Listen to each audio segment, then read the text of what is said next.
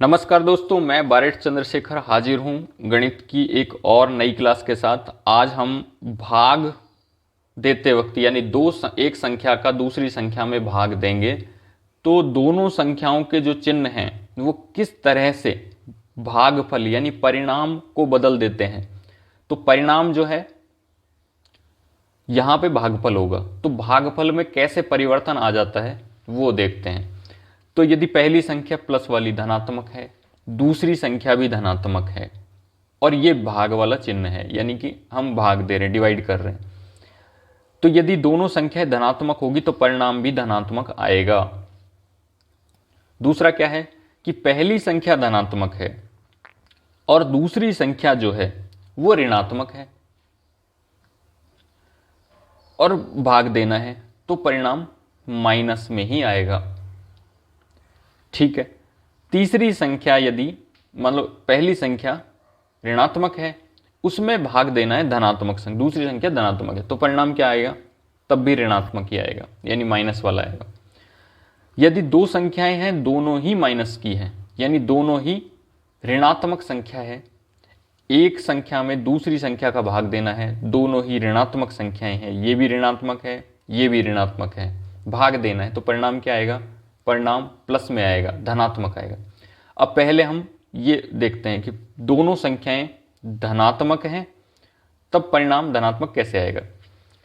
तो ये देखिए, ये 1000 है प्लस का, जब भी 1000 हम लिखते हैं तो वो धनात्मक ही माना जाता जब तक कि उसके आगे माइनस का चिन्ह ना लगाया जाए।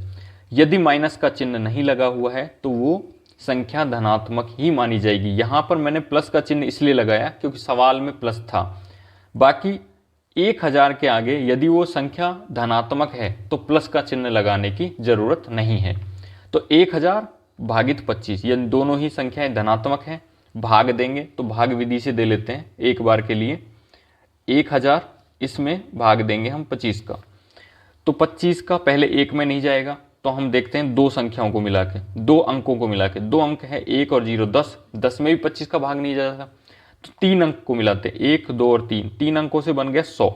अब 100 में 25 का भाग देना है तो कोई ऐसी संख्या है जो या तो 100 से छोटी हो या 100 के बराबर हो, बड़ी ना हो। तो 25 का गुणा करते हैं हम, 25 एकम 25, 25 दूनी 50, 25 ती 75 और 25 चौको 100 यानी 100 ही आ गया। और कितने बार गया भाग? 4 बार, तो यहाँ पे 100 आया। और इसके बाद ये 0 बची है तो यहाँ पे 0 उतार देंगे, एक 0 बची है तो ये 0 हम उतार देंगे यहाँ डायरेक्टली।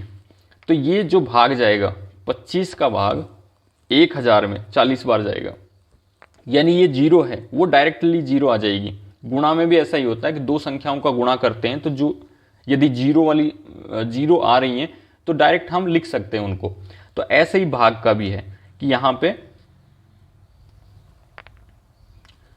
ये जो 0 बच गई है वो डायरेक्टली यहां पे लिखी जा सकती है। ठीक है, तो ये भागफल हो गया। तो भागफल जो है आएगा वो 40 आएगा। तो यहां पे जो भागफल है वो धनात्मक आएगा। ठीक है, दो संख्याएं धनात्मक हैं, भाग दिया तो परिणाम होगा, उसका परिणाम जो है वो धनात्मक होगा। अब देखिए दूसरी कंडीशन क्या है कि पहली संख्या धनात्मक हो दूसरी ऋणात्मक हो तो परिणाम ऋणात्मक आएगा। क्यों आएगा?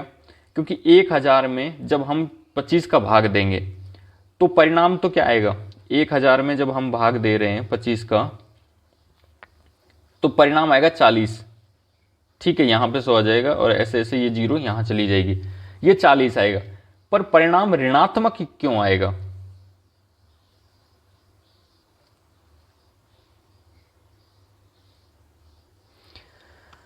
उसका रीजन है कि 40 परिणाम आया, 1000 में 25 का भाग दिया तो 40 आया, लेकिन पहली संख्या क्या है? ये 25 है, माइनस की है, और दूसरी संख्या माइनस की रहेगी। अब माइनस को माइनस से गुणा करेंगे तो प्लस आ जाएगा और 25 को 40 से गुणा करेंगे तो 1000 आ जाएगा। यानी कि ये 1000 जो आएगा वो तभी आएगा जब 40 भी माइनस का होगा और 25 भी माइनस का होगा। यदि ये प्लस का होगा तो ये 1000 माइनस में कन्वर्ट हो जाएगा। इसलिए इसलिए यहाँ पे जो परिणाम आएगा वो माइनस का आएगा, क्योंकि माइनस को गुणा माइनस से करेंगे तो प्लस हो जाएगा और 25 को गुणा 40 से करेंगे तो 1000 आ जाएगा। तो 1000 जो है वो धनात्मक संख्या है। तो यहाँ पे 1000 धनात्मक लाने के लिए ये जो परिणाम आएगा, यानी कि ये जो माइनस की 25 से हम भाग दे रहे हैं 1000 को, तो इसका जो भागफल आएगा यानी जो रिजल्ट आएगा वो ऋणात्मक होगा। और दोनों ऋणात्मक संख्याओं को जब हम गुणा करेंगे, क्योंकि इससे हमने भाग दिया और ये भागफल आया, इन दोनों को गुणा करने पर ये जो परिणाम आता है 1000, तो -25 इंटू -40 बराबर 1000। तो इसलिए इसका परिणाम माइनस आएगा। अब पहली संख्या माइनस की है, दूसरी प्लस की है, तो परिणाम माइनस में आएगा। इसका भी रीज़न वही है कि हम 1000 में भाग देते हैं 25 का, 1000 में हमने 25 का भाग दिया तो क्या आएगा, भागफल आएगा 40। तो ये तो मैंने प्रोसेस बता दिया कैसे आएगा।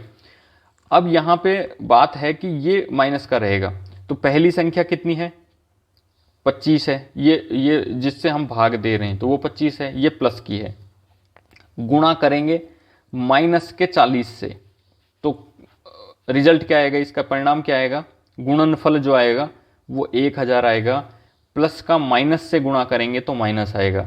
तो हमारे पास संख्या क्या है, माइनस का 1000 और यहाँ पे भी माइनस का 1000, यानी कि ये जो है 25 का यदि धनात्मक संख्या का ऋणात्मक संख्या में भाग देंगे तो परिणाम ऋणात्मक ही आएगा, माइनस का। इसका कारण क्या है, कारण है कि 25 को माइनस के 40 से गुणा करेंगे तो माइनस का 1000 आएगा, क्योंकि प्लस और माइनस जब गुणा होते हैं तो माइनस ही आता है, तो ये 1000 आ जाएगा। तो इसलिए इसका जो भागफल होगा, ये जो भागफल आएगा, इसका आंसर जो आएगा ये माइनस का 40 आएगा, यानी इसका आंसर माइनस का 40 आएगा, ना कि प्लस का। अब हम लास्ट वाली कंडीशन देखते हैं कि दोनों ही संख्याएं माइनस या ऋणात्मक है तो परिणाम प्लस में आएगा। अब कैसे आएगा वो देख लेते हैं। ये संख्या 1000 ऋणात्मक संख्या है और भागित ये भाग वाला चिन्ह है, और दूसरी संख्या माइनस का 25 ये भी ऋणात्मक संख्या है। अब चूंकि हमें पता है कि इन दोनों मतलब 1000 में भाग देंगे यदि 25 का तो 40 आएगा, यहाँ तक तो ये हो गया। अब ये जो संख्या है, दोनों ही संख्याएं माइनस की है तो परिणाम प्लस का आएगा। क्यों आएगा, इसका रीजन है कि माइनस का 25 है हमारे पास और ये जो 40 है ये प्लस का आएगा। इन दोनों को गुणा करेंगे तो इसका परिणाम होगा 1000 और वो होगा माइनस वाला। तो माइनस की संख्या 1000 है, उसे लाने के लिए माइनस की संख्या में माइनस का संख्या का ही भाग दिया तो परिणाम प्लस का आता 40। अब ये और ये माइनस वाली संख्या को गुणा करेंगे तो माइनस का 1000 ही इसका गुणनफल आएगा। तो ये अच्छे से समझना है, ये कॉन्सेप्ट है और इसे समझने में काफ़ी तकलीफ होती। 1 से 2 बार यदि आप वीडियो को देखेंगे तो समझ में आएगा कि माइनस की संख्या में माइनस की संख्या का ही भाग दिया तो जो भागफल है वो प्लस में आएगा। और इसका रीज़न क्या है कि इन दोनों को गुणा करने पर ये संख्या आनी चाहिए। तो इन दोनों को हमने गुणा किया तो ये संख्या क्या थी, माइनस का 25 थी। ये संख्या क्या है, प्लस की 40 है। इन दोनों को गुणा किया तो प्लस की 40 के आगे, प्लस की 40 मतलब धनात्मक संख्या है तो इसके आगे हम प्लस का चिन्ह लगाएंगे और प्लस और माइनस गुणा होते हैं तो माइनस आता है और 25 गुणा 40 होता है तो 1000 आता है और वही संख्या यहाँ पे है माइनस का 1000। तो दोस्तों आज के लिए बस इतना ही, मिलते हैं नेक्स्ट क्लास में। धन्यवाद, नमस्कार।